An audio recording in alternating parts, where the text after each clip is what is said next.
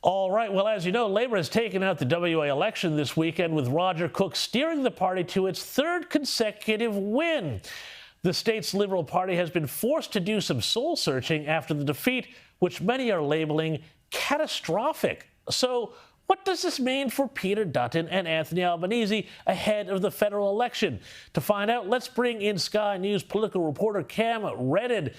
Cam, thank you so much for coming on tonight. I want to ask you this. How will this result here, which saw the Liberals not do anywhere near as well as they expected, how does this affect the upcoming election? Labour did better than expected, is what people are saying. What's your take?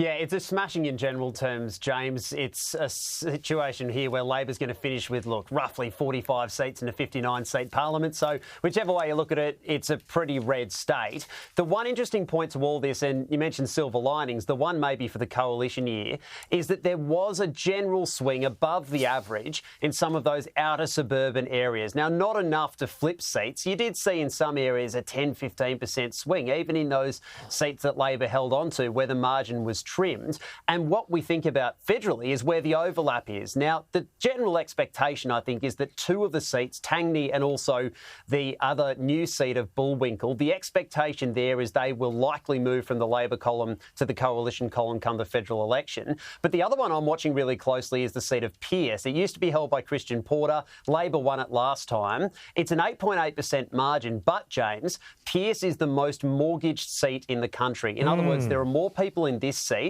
with a mortgage than any other electorate in the country.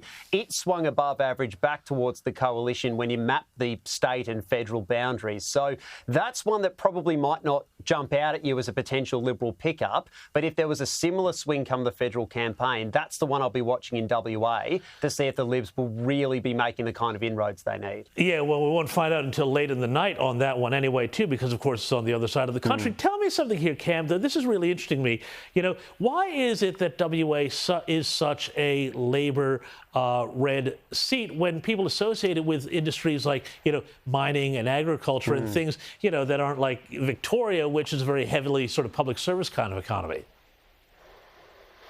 Well, I hear some of the similar comments about the WA Liberal Party in particular, James, that I hear about the Canberra Liberals here, is that they've just never been able to lay a finger on this current government. You saw the heights of popularity that Mark McGowan had throughout his time in office as the Premier. He led the WA Labor Party to one of the biggest victories ever seen at the last election in 2021. So from such a high watermark, even the correction that we saw over the weekend, where there were some cases 20% swings away from the Labor Party, and they still weren't losing those seats, that tells you just how high the watermark is. Libby Metham did not resign today, but she also did not commit to serving out the next 4 years as the opposition leader. It looks like Basil Zemplis will find his way into Parliament. So with someone of that kind of charisma, and he is a personality, as they say in the West, he might be able to make them relevant again, because the WA Liberals have been struggling for relevance for some time. So would you then say that, you know, this would separate the WA Liberals from the National Coalition brand? And if that does work, then,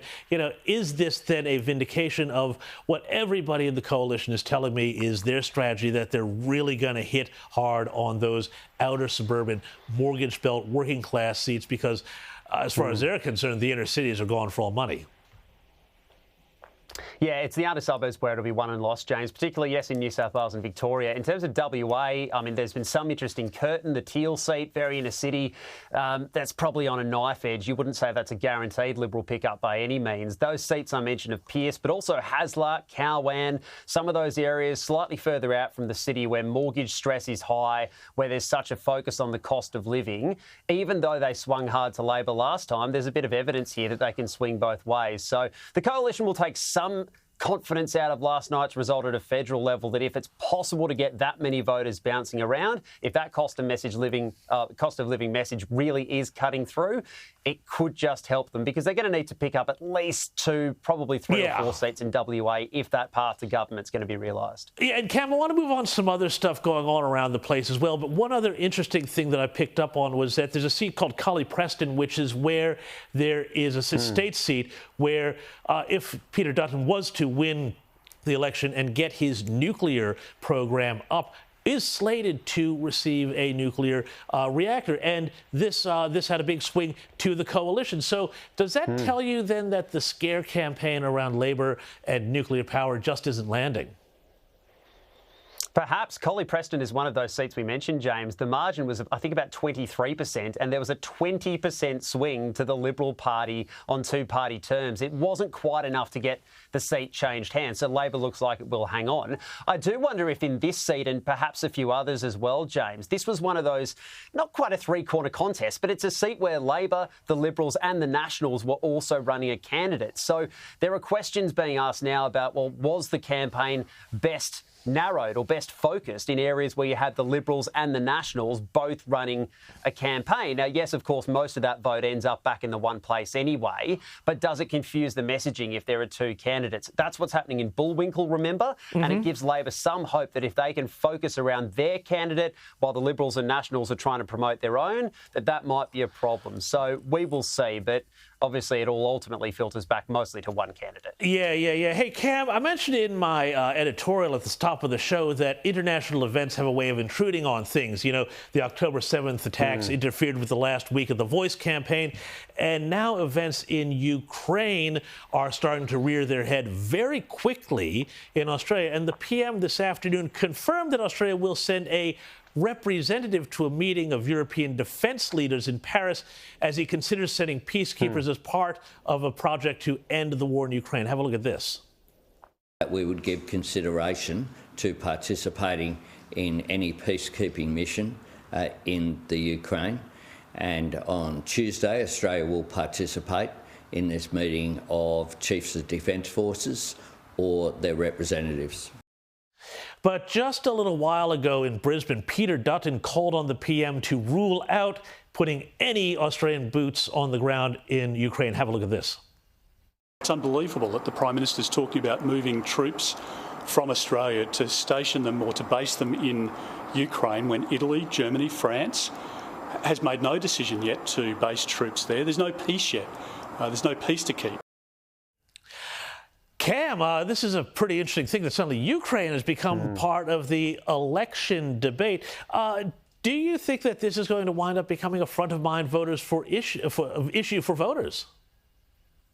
Perhaps not a front of mind one yet, James. We'll see what comes out of this meeting in Paris on Tuesday. It did give me some shades, of course, the context is very different, of the divide between Mark Latham and John Howard 20 years ago, where, remember, Howard committed troops to Iraq. Mark Latham was saying, we're going to bring them home by Christmas. That earned him a rap on the knuckles in the Rose Garden from President Bush at the time, and that was a big schism politically here as well.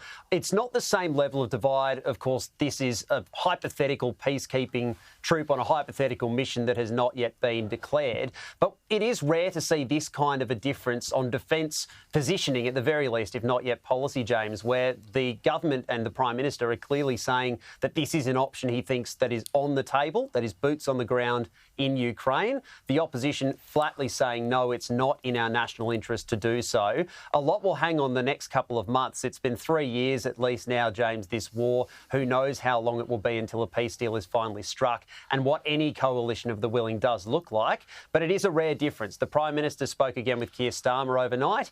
Clearly there are attempts now to bring Australia into this. We'll see whether this does open up or whether we're needed in the end at all. Ah, well, as they say, events, dear boy, events. Thank you so much, Cam Redden, for your insights.